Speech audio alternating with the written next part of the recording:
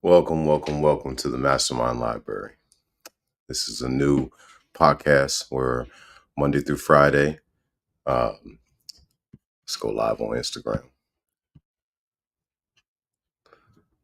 Welcome to the MasterMind Library. So Monday through Friday, 8 a.m., we're going to start diving into these books, right? And I'm going to read a chapter each day, and then we're going to have a brief conversation about it and move on to the next chapter each day, Monday through Friday, right? So we're going to dive in, starting with Psycho Cybernetics.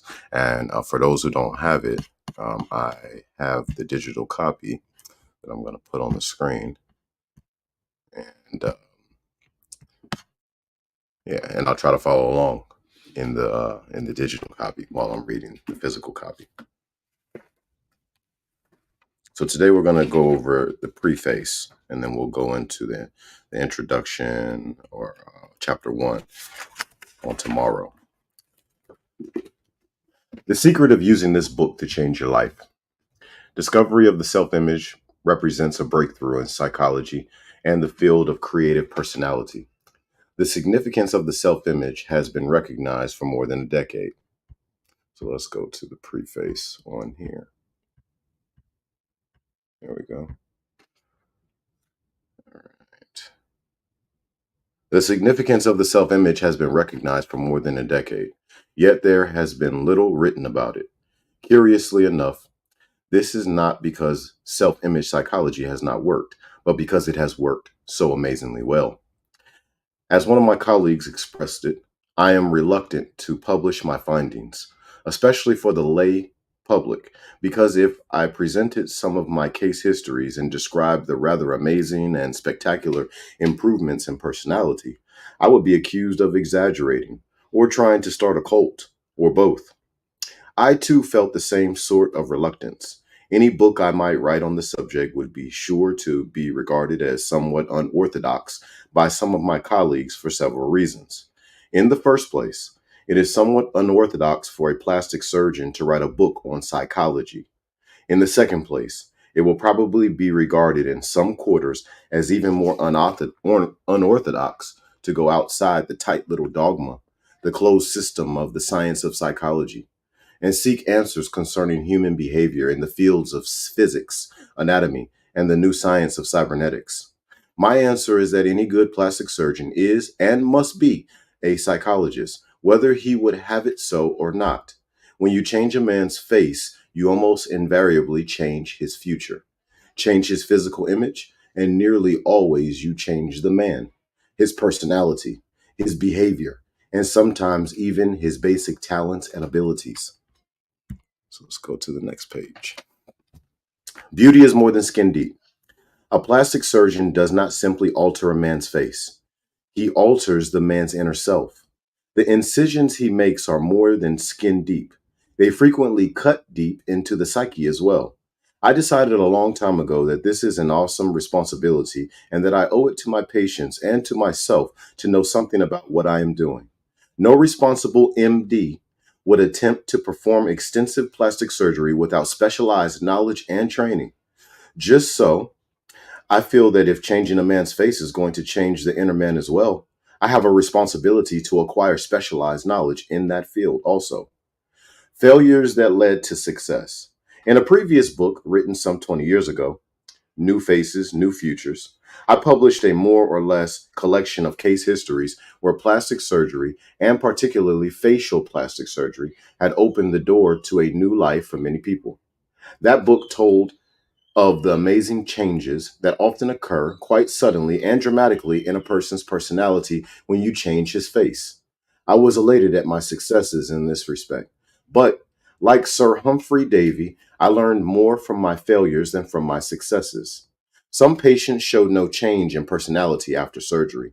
In most cases, a person who had a conspicuously ugly face or some freakish feature corrected by surgery experienced an almost immediate, usually within 21 days, rise in self esteem, self confidence.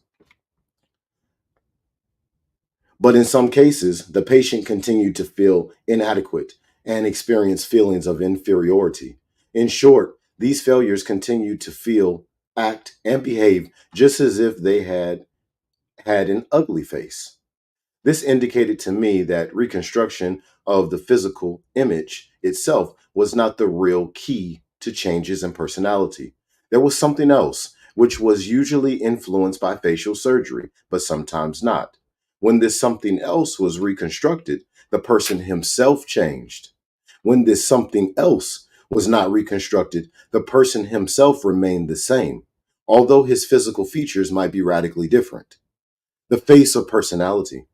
It was as if personality itself had a face. This non physical face of personality seemed to be the real key to personality change. If it remained scarred, distorted, ugly, or inferior, the person himself acted out this role in his behavior regardless of the changes in physical appearance. If this face of personality could be reconstructed, if old emotional scars could be removed, then the person himself changed, even without facial plastic surgery. Once I began to explore this area, I found more and more phenomena which confirmed the fact that the self image, the individual's mental and spiritual concept or picture of himself, was the real key to personality and behavior. More about this in the first chapter. Truth is where you find it. I always believed in going wherever it may be necessary to find truth, even if international boundaries must be crossed. When I decided to become a plastic surgeon years ago, German doctors were far ahead of the rest of the world in this field. So I went to Germany. In my search for the self image, I also had to cross boundaries, although invisible ones. Although the science of psychology acknowledged the self image and its key role in human behavior, psychology's answer to the questions of how the self image exerts its influence, how it creates a new personality, what happens inside the human nervous system when the self image is changed, was somehow. I found most of my answers in the new science of cybernetics, which restored teleology as a respectable concept in science. It is rather strange that the new science of cybernetics grew out of the work of physicists and mathematicians rather than that of psychologists, especially when it is understood that cybernetics has to do with teleology, goal striving, goal oriented behavior of mechanical systems. Cybernetics explains what happens and what is necessary in the purposeful behavior of machines. Psychology, with all its vaunted knowledge of the human psyche, had no satisfactory answer for such a simple, goal oriented, purposeful situation as, for example, how it is possible for a human being to pick up a cigarette from a coffee table and place it in his mouth. But the physicists had an answer. The proponents of the psychological theories were somewhat comparable men who speculated as to what was in outer space and on other planets, but could not tell what was in their own backyards. The new science of cybernetics made possible an important breakthrough in psychology. I myself take no credit for the breakthrough, other than the recognition of it. The fact that this breakthrough came from the work of physicists and mathematicians should not surprise us. Any breakthrough in science is likely to come from outside the system. Experts are the most thoroughly familiar with the developed knowledge inside the prescribed boundaries of a given science. Any new knowledge must usually come from the outside, not from the experts, but from from what someone has defined as an input. Pasteur was not an MD. The Wright brothers were not aeronautical engineers, but bicycle mechanics. Einstein, properly speaking, was not a physicist, but a mathematician. Yet his findings in mathematics completely turned upside down all the pet theories in physics. Madame Curie was not an MD, but a physicist, yet she made important contributions to medical science. How you can use this new knowledge how you can use this new knowledge. In this book, I have attempted not only to inform you of this new knowledge from the field of cybernetics, but also to demonstrate how you can use it in your own life to achieve goals that are important to you. General principles. The self image is the key to human personality and human behavior. Change the self image and you change the personality and the behavior. But more than this, the self image sets the boundaries of individual accomplishment. It defines what you can and cannot do. Expand the self image, and you expand the area of the possible. The development of an adequate, realistic self image will seem to imbue the individual with new capabilities, new talents, and literally turn failure into success. Self image psychology has not only been proved on its own merits, but it explains many phenomena which have long been known but not properly understood in the past. For example, there is today irrefutable clinical evidence in the fields of individual psychology, psychosomatic medicine, and individual psychology that there are success type personalities and failure type personalities, happiness prone personalities and unhappiness prone personalities, and health prone personalities and disease prone personalities. Self image psychology throws new light on these and many other observable facts of life. It throws new light on the power of positive thinking and, more importantly, explains why it works with some individuals and not with others. Positive thinking does indeed work when it is consistent with the individual's self image. It literally cannot work when it is inconsistent with the self image until the self image itself has been changed. In order to understand the self image, in order to understand self image psychology and use it in your own life, you need to know something of the mechanism it employs to accomplish its goals. There is an abundance of scientific evidence which shows that the human brain and nervous system operate purposefully in accordance with the known principles of cybernetics to accomplish goals of the individual. Insofar as function is concerned, the brain and nervous system constitute a marvelous and complex goal striving mechanism, a sort of built in automatic guiding system which works for you as a success mechanism or against you as a failure mechanism, depending on how you, the operator, operated and the goals you set for it. It is also rather ironic that cybernetics, which began as a study of mechanics and mechanical principles, goes far to restore the dignity of man as a unique, creative being. Psychology, which began with the study of man's psyche or soul, almost ended by depriving man of his soul. The behaviorists, who understood neither the man nor his machine, and thereby confused the one with the other, told us that thought is merely the movement of electrons and consciously merely a chemical action. Will and purpose were myths. Cybernetics, which began with the study of physical machines, makes no such mistake. The science of cybernetics does not tell us that man is a machine, but that man has and uses a machine. Moreover, it tells us how that machine functions and how it can be used. Experience, experiencing is the secret. The self image is changed, for better or for worse, not by intellect alone, nor by intellectual knowledge alone, but by experiencing. Wittingly or unwittingly, you develop your self image by your creative experiencing in the past. You can change it by the same method. It is not the child who is taught about love, but the child who has experienced love that grows into a healthy, happy, well adjusted adult.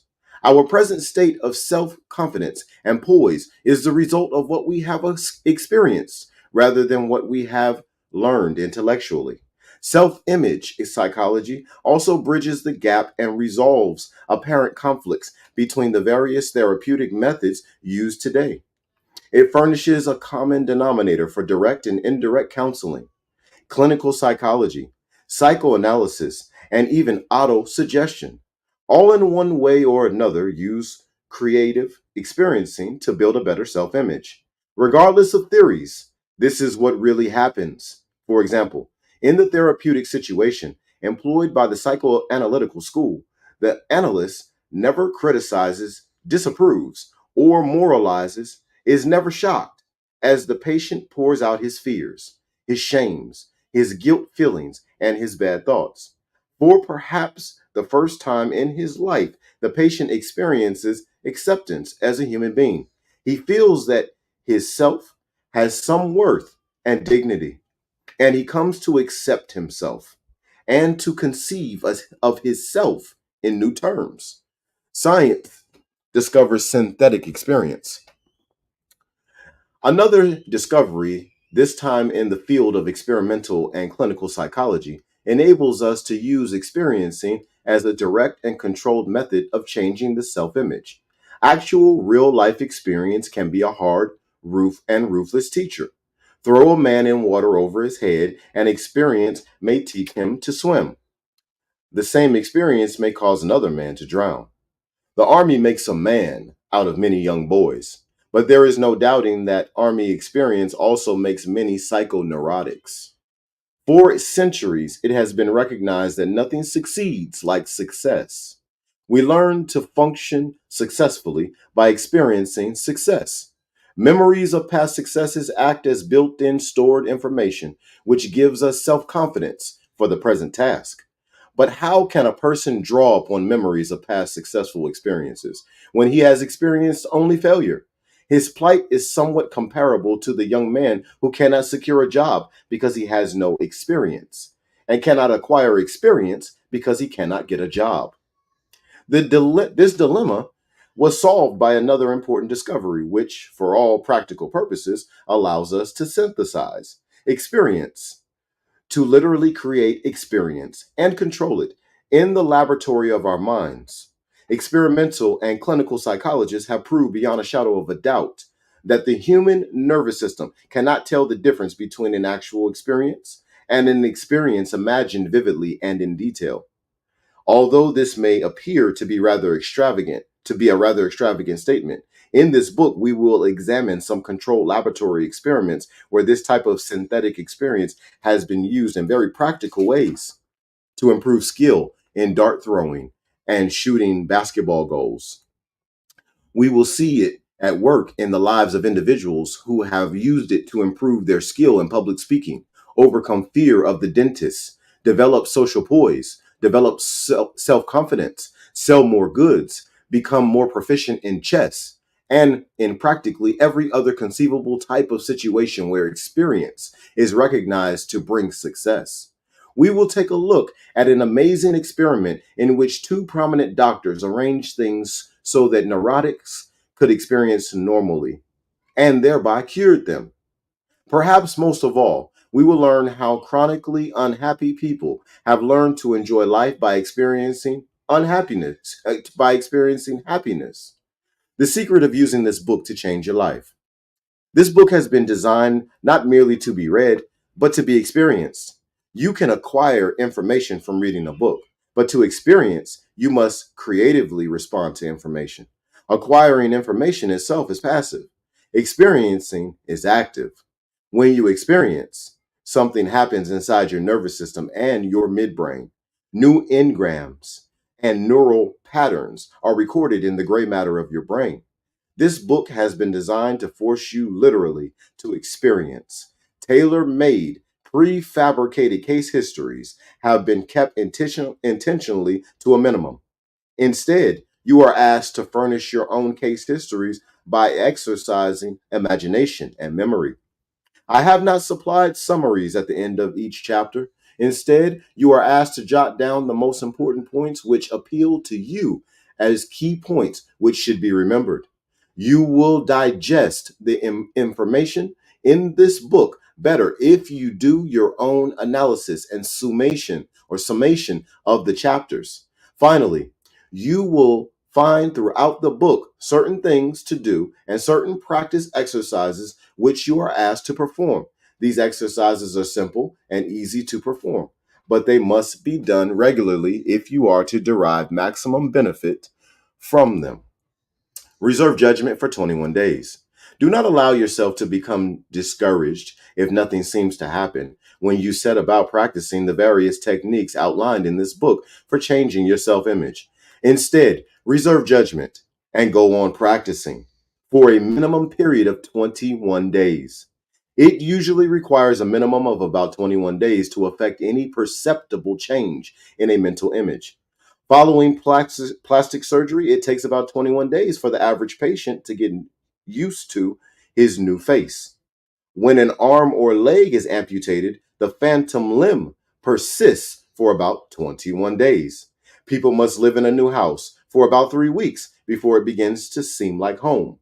These and many other commonly observed phenomena tend to show that it requires a minimum of about 21 days for an old mental image to dissolve and a new one to gel. Therefore, you will derive more benefit from this book if you will secure your own consent to reserve critical judgment for at least 3 weeks.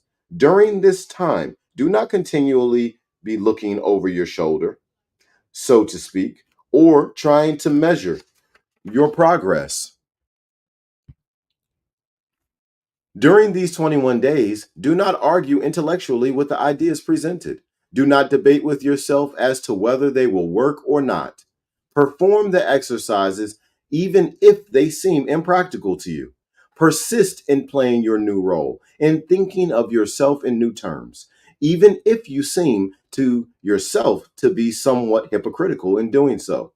And even if the new self image feels a little uncomfortable or unnatural, you can neither prove nor disprove with intellectual argument the ideas and concepts described in this book, or simply by talking about them. You can prove them to yourself by doing them and judging results for yourself.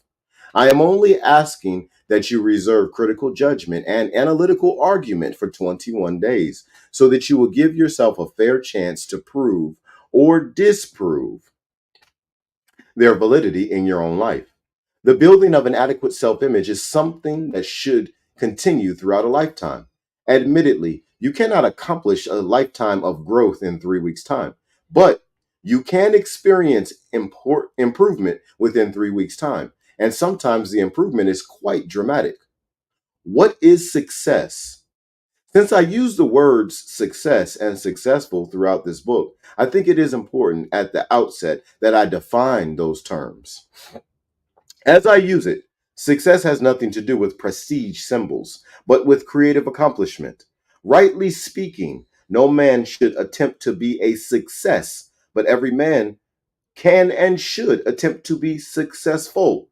Trying to be a success in terms of acquiring prestige symbols and wearing certain badges leads to neuroticism and frustration and unhappiness. Striving to be successful brings not only material success, but satisfaction, fulfillment, and happiness. Noah Webster defines success as the satisfactory accomplishment of a goal sought for. Creative striving for a goal that is important to you as a result of your own deep felt needs, aspirations, and talents, and not the symbols which the Joneses expect you to display, brings happiness as well as success because you will be functioning as you were meant to function. Man is by nature a goal striving being. And because man is built that way, he is not happy unless he is functioning as he was made to function, as a goal striver. This true success and true happiness not only go together, but each enhances the other. And that is the preface of Psycho Cybernetics. Tomorrow we're going to go into the next chapter, which is chapter 1, the self-image. Let's go to it. To chapter 1, the self-image, your key to a better life. Psycho Cybernetics is a very powerful book.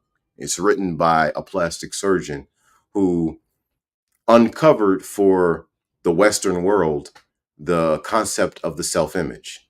There are many other indigenous cultures and other cultures throughout the world who had the concept of the self-image many thousands of years ago. But for the Europeans and for the Western world, this is the man who discovered that for them. His name is Maxwell Maltz, and he was a plastic surgeon. And in his preface, he gives multiple different references to the plastic surgeon work that he did and how that work helped him to understand the self-image because of changing people's scars, fixing certain issues on them, and then they change their mind as a result of them seeing themselves differently in the mirror and other people seeing them differently. Right. So we're going to dive deep into Psycho Cybernetics.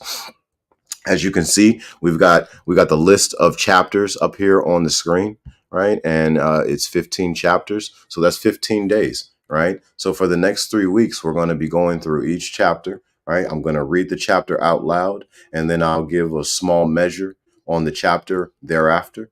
and then we'll switch to the next book.